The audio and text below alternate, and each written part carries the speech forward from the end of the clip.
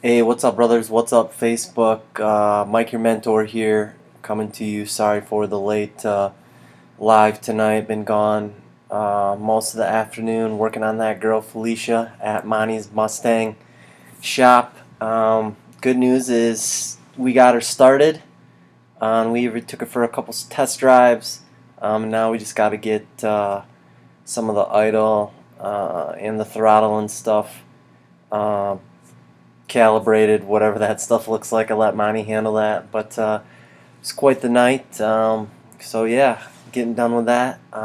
It's going to be short and quick. I just want to offer up a few thoughts. My Life Monday is just where I talk about maybe something that stood out in my life the week before, and maybe some quick thoughts about that, and nothing too fancy. But you know what? Growing up, for me, basketball was a huge outlet for me. It was, I can't even put it into words what it did for me, and how it kept me from doing, I guess, what could have been a lot of bad things, going down a bad path, um, and just being an outlet in how much fun.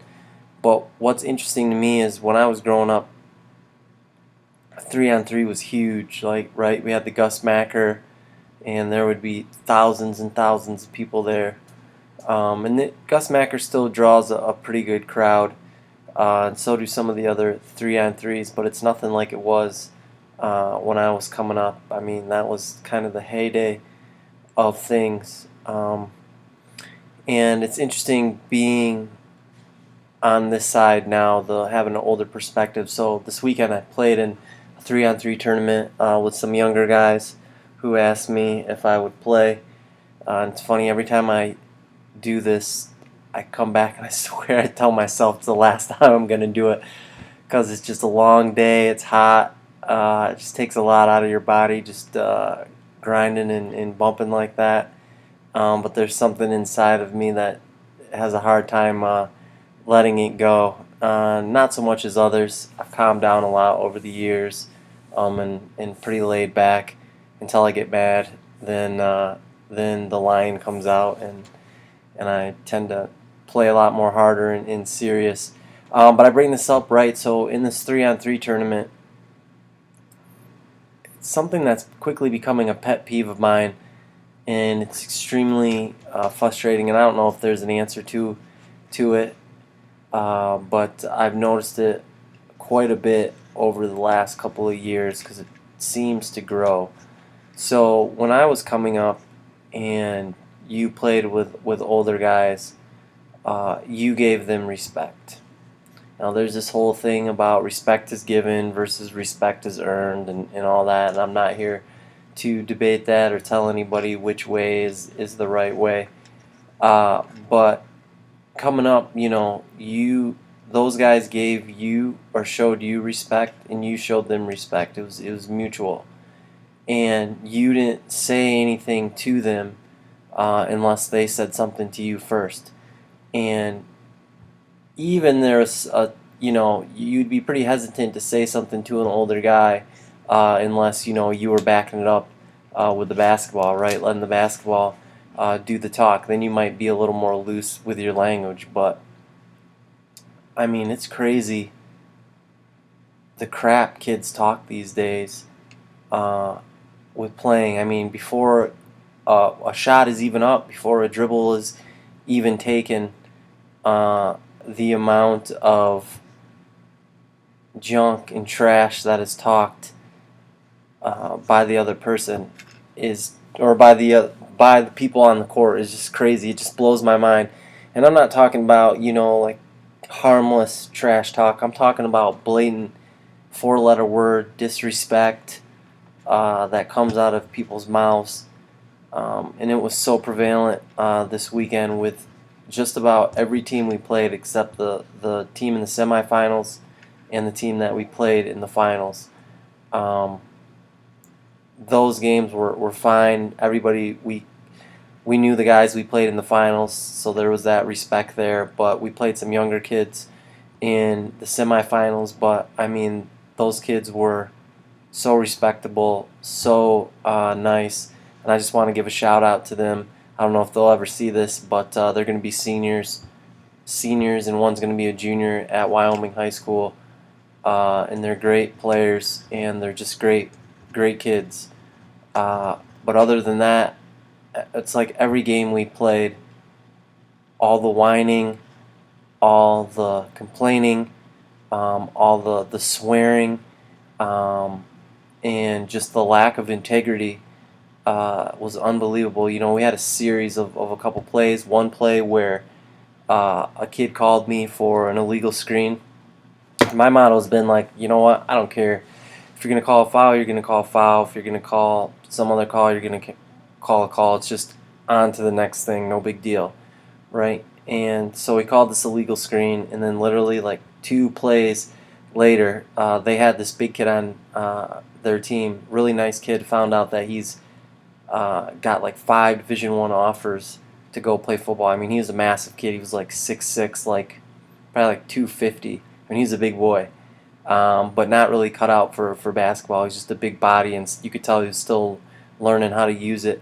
I mean, he set a good screen on me and rocked me, but I mean, it was total moving screen. I didn't say anything, but one of my teammates called it, and immediately the kid who called the moving screen 2 plays earlier, I mean, basically has a meltdown and a temper tantrum about that call being made, and then proceeds to, you know, start calling people out of their name. And to make matters worse, you have, you know, kids and adults on the sidelines screaming things, saying things, and I mean, it's just like it's a freaking circus, and it's just disappointing because when I was coming up, you know, that didn't happen very much. If it did, usually it led to some sort of either you getting elbowed in the face really good, maybe even punched, guys not wanting to play with you, so that your name, you know, you'd have a bad rep, so you couldn't get picked up when you came to the park, and there wasn't this democracy that there is now at a lot of places where, you know, you shoot for the next 5. It was someone calls, they got the next 5, and if you're good and they know you, they pick you up. If they don't, you might not play the whole night, and no one complained about it, no one said anything about it. That's just the way it was. But things have come a long ways since then. So, you know, that was just extremely frustrating to me. The attitudes and the language, you know, and more than anything, just the whining, right? Like nothing makes my blood boil quicker than crybabies, especially people who just want it one way and then don't show you the same common courtesy. And I don't know like how to deal with it. I mean, it makes the worst come out of me sometimes, and I'm not proud of that at all. And it, like, I can't find a middle ground. It's either the worst comes out of me, and then I'm super pumped up and like gets me going, and then I'm like, okay, I'm just gonna crush you, or it's, you know what, I don't even want to play, and I don't care. There's like no middle ground. I can't find it. It drives me nuts. But yeah, I don't know. Does anyone have any thoughts as to why it seems like it is? I mean, one of my guesses would be that, you know, this is a direct reflection of the lack of manhood in our society, and the lack of good mentorship in a lot of young people's lives. And not only in their lives outside of the home, but even in the home. Because of the way some of the parents on the sideline act, you know, it's easy and understandable to see how their kids act that way.